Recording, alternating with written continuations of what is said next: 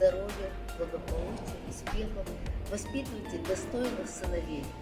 Сегодня это очень важно. Равена, что бы ты могла сегодня сказать о деловом выпуске? Да. У меня в руках новый выпуск деловой грозы журнала. Это мартовский.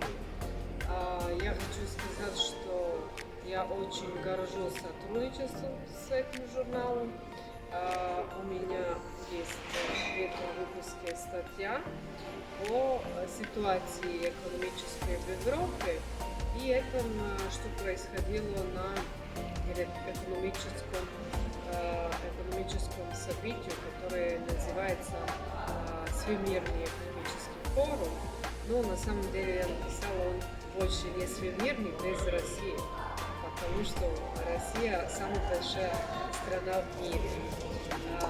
Я очень благодарна, потому что меня пригласили стать экспертом этого журнала, и я очень высоко оцениваю этот журнал. Я считаю, это естественный журнал в России такого формата, но не только в России, я скажу только как и в других местах, и в мире, в общем, и в Европе.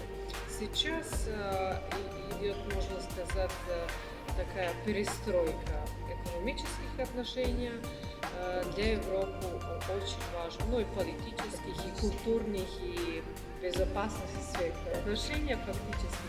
Но как мы занимаемся большинством экономическими вопросами, я хочу сказать, что для Европы очень важно, чтобы нашла новый путь сотрудничества с Евроазийским экономическим союзом, с Россией, со странами бывшего Советского Союза.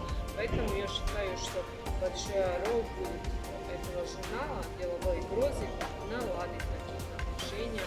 Это хорошая возможность через этот журнал найти новые пути сотрудничества. Спасибо.